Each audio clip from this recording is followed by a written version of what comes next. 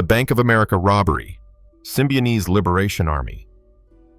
On April 21, 1975, the Symbionese Liberation Army, SLA, a radical leftist group infamous for kidnapping newspaper heiress Patty Hearst, carried out one of the most shocking bank robberies in U.S. history. Their target was the Hibernia Bank branch in San Francisco, but it was quickly remembered as the Bank of America robbery because of its association with the SLA's violent campaign. The SLA was already notorious. A year earlier, they had kidnapped Patty Hearst, granddaughter of publishing magnate William Randolph Hearst. Over weeks in captivity, Patty declared she had joined their cause, shocking the nation. Whether she had been brainwashed, coerced, or converted willingly remains debated to this day. Her involvement made the group a national obsession, and their every move front-page news. When the SLA stormed the bank, they were heavily armed and highly visible. Surveillance footage captured Patty Hearst herself, carrying a rifle and commanding customers to the floor. The group stole over $10,000, but the crime was as much a statement as a theft.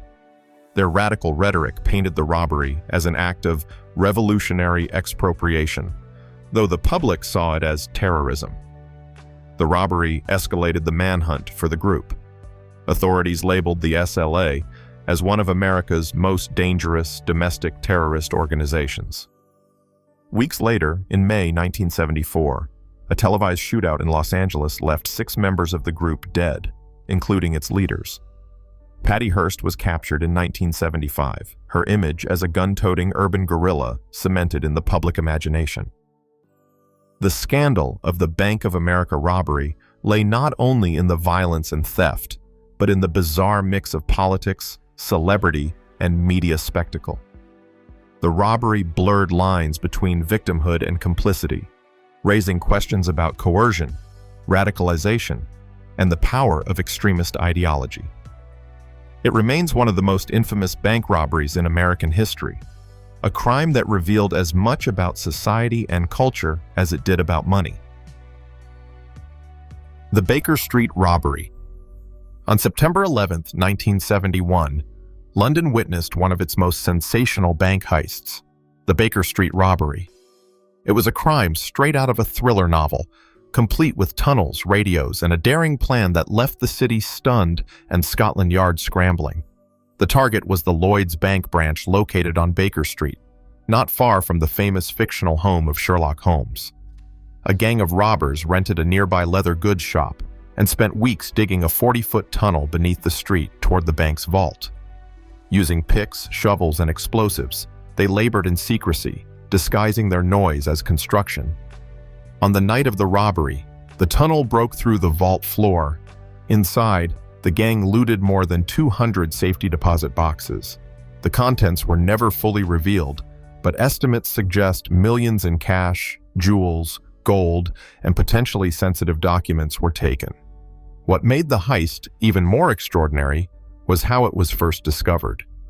An amateur radio operator overheard the robbers' walkie-talkie conversations and alerted police. Despite this, confusion and slow coordination allowed the thieves to escape with their loot. The scandal deepened when a government D-notice was briefly issued, restricting the press from reporting details. Rumors spread that the vault contained compromising material linked to British elites or even the royal family, making the robbery part of a larger conspiracy. Though most of these claims remain speculative, the secrecy only fueled public fascination. Eventually, several members of the gang were caught and convicted, but much of the stolen fortune was never recovered. The Baker Street robbery has since become part of criminal folklore, celebrated as both ingenious and mysterious. Its blend of tunnels, secrecy, and rumors of high-level cover-ups ensures its place as one of the most notorious bank heists in history. The Security Pacific Bank Heist. In March of 1980, Los Angeles became the scene of a robbery that demonstrated both ruthless efficiency and careful planning, the Security Pacific Bank Heist. Unlike some of the more cinematic tunnel jobs or chaotic shootouts, this crime was notable for its precision, professionalism, and the sheer size of the haul. The target, was the Security Pacific National Bank in Norco, California. A small team of heavily armed robbers infiltrated the branch and quickly subdued staff and customers. What made the job stand out was not just the money, reportedly around $9 million in cash and valuables, but also the cold calculation behind it. The robbers came equipped with automatic weapons, explosives, and police scanners, ensuring they controlled the environment from the moment they entered. The heist itself unfolded with frightening speed. Employees were forced to open vaults and safes, while customers lay terrified on the floor. In less than half an hour, the robbers had filled their bags and vanished into the city. Their timing was perfect. They struck on a weekend when the vaults were fullest, and their planning meant that law enforcement arrived only after they had escaped. For investigators, the robbery proved a nightmare. Unlike many high-profile heists, this one left little evidence behind. The criminals had chosen their target well, left minimal traces, and disappeared without a trace of their identities. Rumors swirled that the crew had inside help or connections to organized crime, though no conclusive evidence emerged. While eventually suspects were pursued and some arrests made, much of the stolen fortune was never recovered. The Security Pacific heist became a legend in Los Angeles crime history, remembered as an example of how meticulous preparation and sheer nerve could allow a small group to outwit both banks and police. The Knightsbridge security deposit robbery. On July 12, 1987, London became the site of one of the most audacious bank heists of the 20th century. Known as the Knightsbridge security deposit robbery, it wasn't just a theft. It was a carefully staged takeover of an entire facility in the heart of one of London's wealthiest districts.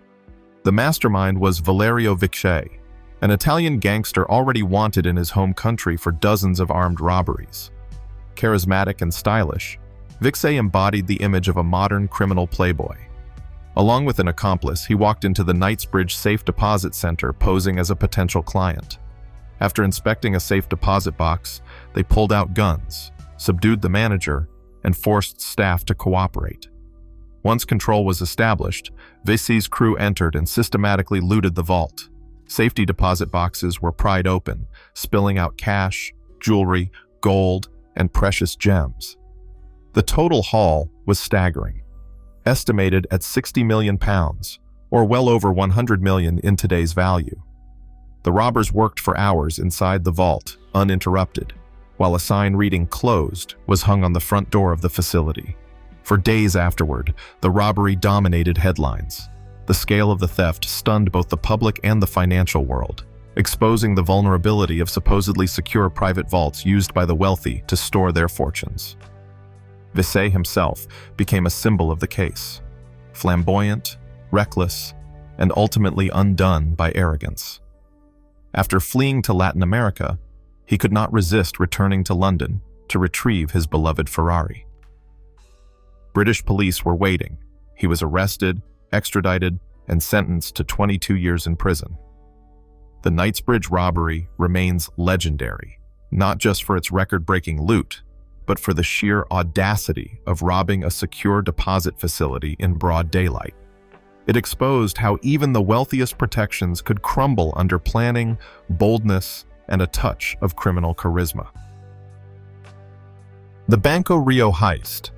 On January 13, 2006, Buenos Aires became the stage for one of the most ingenious and theatrical bank robberies in modern history, the Banco Río Heist.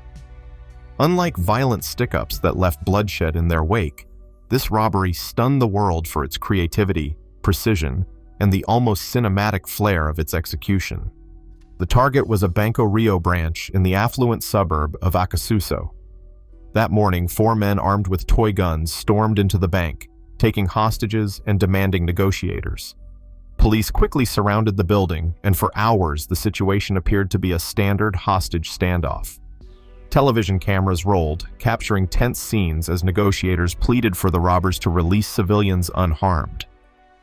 What the police didn't realize was that the standoff was a carefully orchestrated distraction. While authorities believed they had the gang pinned down, other members of the crew were busy downstairs.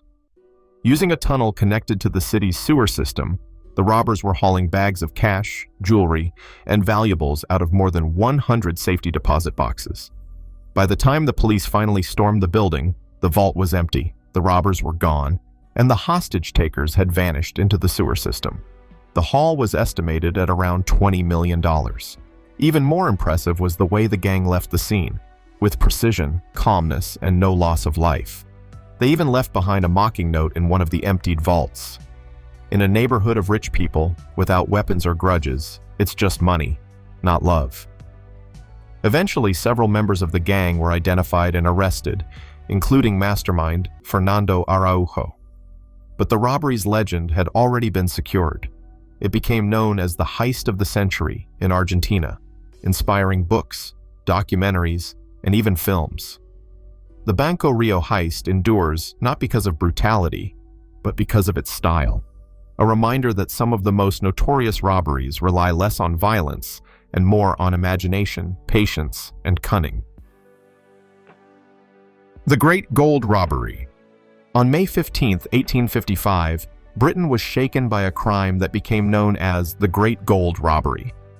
It wasn't a chaotic holdup, but a meticulously planned theft from a moving train, a Victorian-era precursor to many of the modern bank and train heists that would follow. The robbery targeted a shipment of gold bars bound from London to Paris, transported on the Southeastern Railway. Inside 3 locked boxes lay gold worth over £12,000, millions in today's currency. The boxes were carefully sealed, signed, and secured to ensure no tampering. Yet the robbers managed to defeat these precautions with patience, cunning, and inside knowledge. The operation was orchestrated by William Pierce, a railway clerk, along with Edward Agar, a skilled forger, and James Burgess, a railway guard. Using duplicate keys and false seals, they were able to access the boxes while the train was in motion. Ingeniously, they replaced the gold bars with lead shot, resealed the containers, and ensured that no one suspected anything until the shipment arrived in Paris. When officials finally opened the boxes in France, they were stunned to find worthless metal in place of gold. The audacity of the crime captured headlines across Europe. For months, the culprits remained at large, enjoying their ill-gotten gains. But eventually, a betrayal exposed them. Agar, after being imprisoned for an unrelated crime, confessed to his role in the heist and implicated his partners. The trial was sensational, drawing crowds eager to hear how such a daring crime had been pulled off. Pierce and Burgess were sentenced to long prison terms, while the stolen gold was never fully recovered. The Great Gold Robbery became legendary not only for its execution, but also for its cultural impact. It inspired books, plays, and later films, embedding itself in the mythology of Victorian crime. More than just a theft, it was a moment when criminals outwitted a system that prided itself on progress and security, proving that even in the age of steam and empire, no treasure was entirely safe. The Hatton Garden Safe Deposit Burglary. Over the Easter weekend of 2015, central London became the stage for one of the most infamous heists in British history, the Hatton Garden Safe Deposit Burglary. What shocked the public wasn't just the loot, estimated at nearly £200 million in valuables, but the identity of the robbers themselves, a crew of elderly criminals in their 60s and 70s, nicknamed the Diamond Wheezers. The burglary was meticulously planned.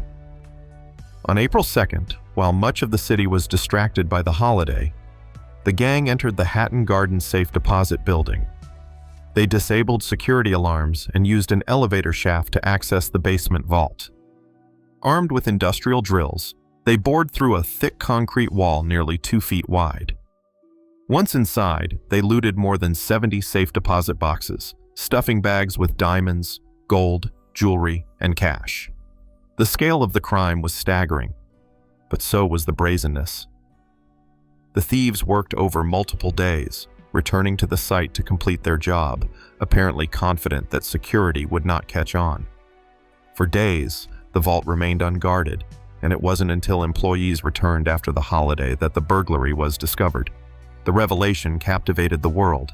This wasn't the work of young, high-tech criminals. but pension-aged men with long criminal histories.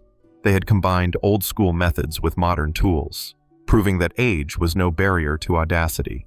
Their backgrounds read like a rogues gallery of British crime, with decades of robberies, smuggling, and prison sentences behind them. Ultimately, the gang was caught. Police surveillance and forensic evidence led to arrests within weeks. Several of the ringleaders were sentenced to long prison terms despite their advanced age. Yet much of the stolen treasure was never recovered, adding mystery to the legend. The Hatton Garden heist became iconic not just for its loot, but for its unlikely perpetrators. It inspired films, books, and endless fascination. The image of elderly men drilling into a vault, carrying off millions, and briefly outsmarting modern security cemented it as one of the most audacious bank-related robberies of the 21st century. The Société Générale bank heist.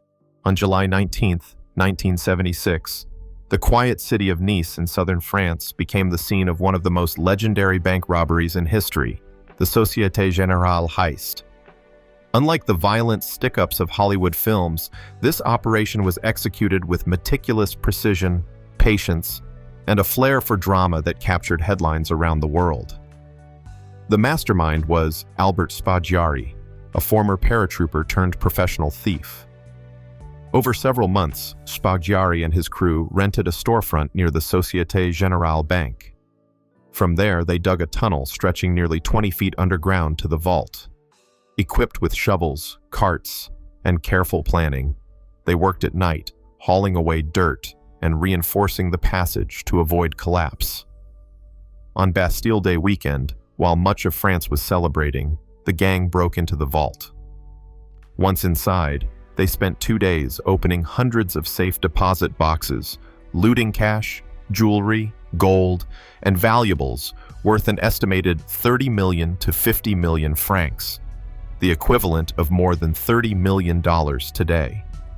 To add to the mystique, they scrawled a mocking message on the vault wall: without weapons, without hatred, without violence. The discovery of the robbery shocked France. The scale of the haul and the ingenuity of the tunneling made it seem almost cinematic. Police investigations quickly led to Spaggiari's arrest, but in a twist worthy of a novel, he famously escaped. During a court hearing, Spaggiari jumped out of a window, landed on a waiting motorcycle, and vanished. He remained on the run for the rest of his life, living in luxury under assumed identities, until his death in 1989. The Société Générale heist entered French criminal folklore as the heist of the century. It showcased how patience, cunning, and planning could rival brute force. Though much of the loot was never recovered, the robbery left an enduring legacy, not only as a staggering theft, but as a story of audacity, escape, and myth-making that continues to fascinate. Thank you for watching. If you learned anything, throw me a like, and comment below on what you would like to see in the future. History never runs out of surprises, and neither do we. So subscribe and join me for the next dive into the archives.